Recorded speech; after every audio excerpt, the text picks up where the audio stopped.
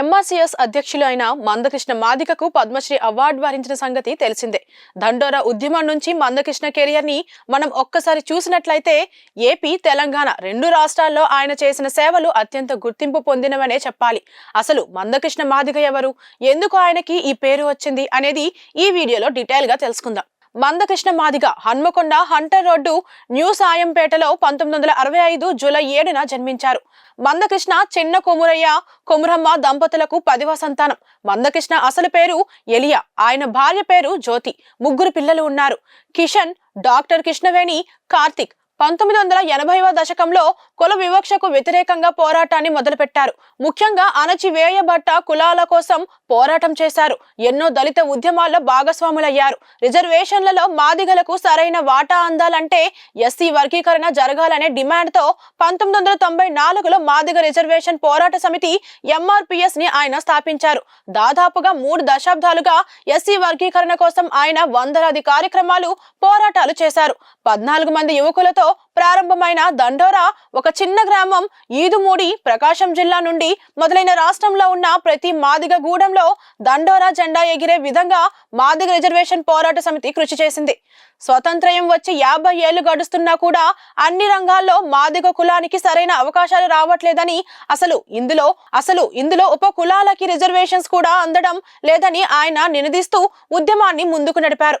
ఆంధ్రప్రదేశ్ లో SC reservations అన్ని కూడా పెద్ద మొత్తంలో ఒక సామాజిక వర్గం అనుభవిస్తుందని, మిగతా వాళ్ళకి సరైన ఆదరణ లేదని పెద్ద ఎత్తున ఉద్యమించారు. విద్య, ఉద్యోగ, రాజకీయ, ఆర్థిక, సామాజిక అంశాలలో అన్ని రంగాలలో సమానమైన అవకాశాలు కావాలంటూ నినదిస్తూ ముందుకు రావడం జరిగింది. ఎస్సీ కులాల జనాభా నిష్పత్తి ప్రకారం విభజించి దళితుల్లో అత్యధికంగా వెనుకబడిన కులాలకు న్యాయం చేయాలనే డిమాండ్ తో దండోరా ఉద్యమం ముందుకు నడిచింది. అనతి కాలంలోనే ఆంధ్రప్రదేశ్ రాష్ట్రంలో బలమైన ఉద్యమం సంస్థగా ఎదిగి అణగారిన కులాల గొంతుకగా నిలిచింది. ఒక ప్రవాహంగా ప్రజాక్షేత్రంలో దండోరా ఉద్యమం తెచ్చిన కొత్త చైతన్యం అనేక ప్రజా ఉద్యమాలకు ఆదర్శంగా నిలిచింది. గతేడాది ఎన్నికలప్పుడు ఎంఆర్సీఎస్ సభకు ప్రధాని మోదీ హాజరై వర్గీకరణకు మద్దతు ప్రకటించారు.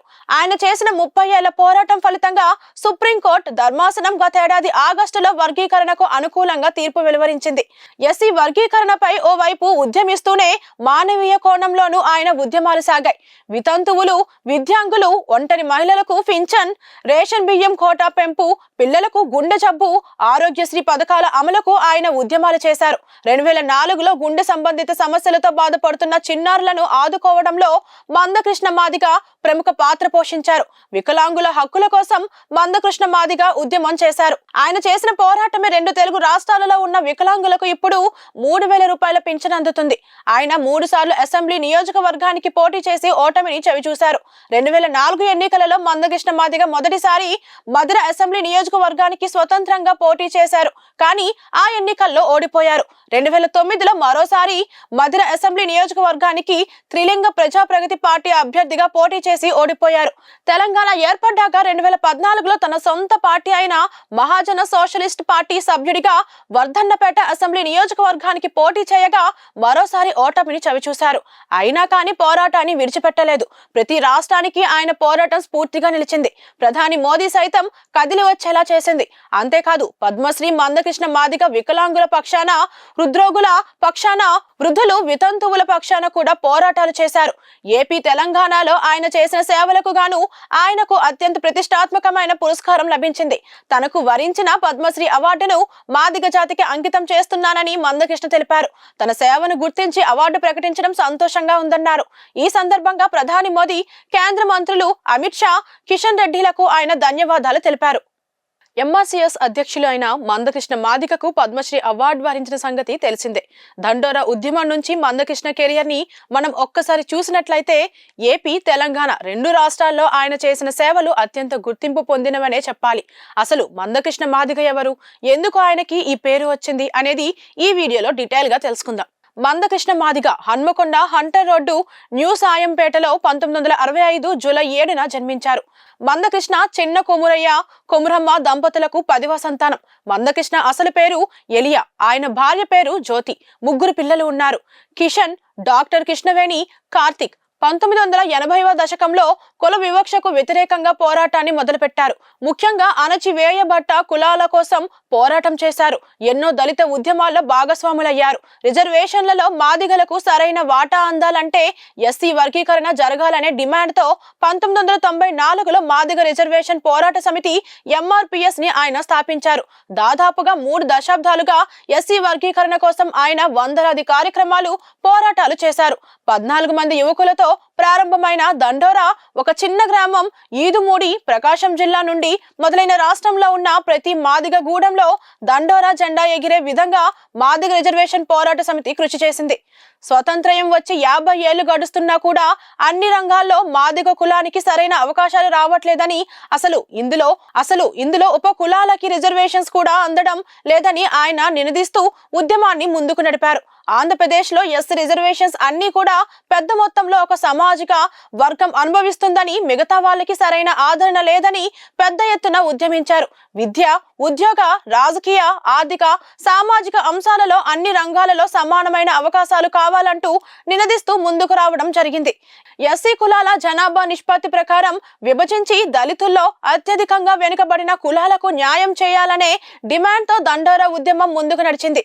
అనతి కాలంలోనే ఆంధ్రప్రదేశ్ రాష్ట్రంలో బలమైన ఉద్యమం సంస్థగా ఎదిగి అణగారిన కులాల గొంతుకగా నిలిచింది. ఒక ప్రవాహంగా ప్రజాక్షేత్రంలో దండోరా ఉద్యమం తెచ్చిన కొత్త చైతన్యం అనేక ప్రజా ఉద్యమాలకు ఆదర్శంగా నిలిచింది. గతేడాది ఎన్నికలప్పుడు MRCS సభకు ప్రధాని మోదీ హాజరై వర్గీకరణకు మద్దతు ప్రకటించారు. ఆయన చేసిన 30 ఏళ్ల పోరాటం ఫలితంగా సుప్రీంకోర్టు ధర్మాసనం గతేడాది ఆగస్టులో వర్గీకరణకు అనుకూలంగా తీర్పు వెలువరించింది. ఎస్సీ వర్గీకరణపై ఓవైపు ఉద్యమిస్తూనే మానవీయ కోణంలోనూ ఆయన ఉద్యమాలు సాగాయి.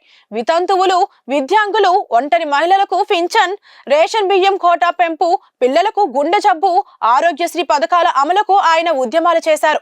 2004లో గుండె సంబంధిత సమస్యలతో బాధపడుతున్న చిన్నారులను ఆదుకోవడంలో మందకృష్ణ మాదిగ ప్రముఖ పాత్ర పోషించారు.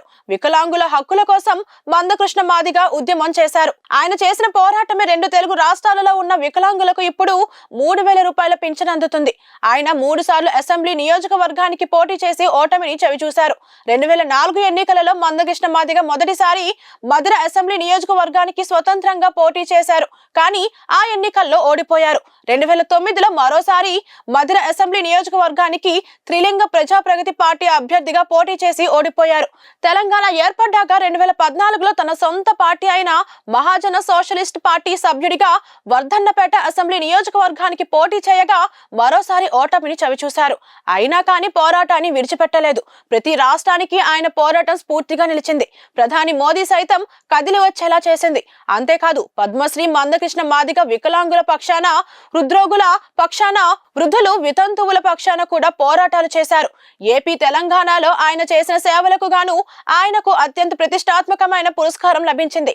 తనకు వరించిన పద్మశ్రీ అవార్డును మాదిగ జాతికి అంకితం చేస్తున్నానని మందకృష్ణ తెలిపారు. తన సేవను గుర్తించి అవార్డు ప్రకటించడం సంతోషంగా ఉందన్నారు. ఈ సందర్భంగా ప్రధాని మోదీ, కేంద్ర మంత్రులు అమిత్ షా, కిషన్ రెడ్డిలకు ఆయన ధన్యవాదాలు తెలిపారు.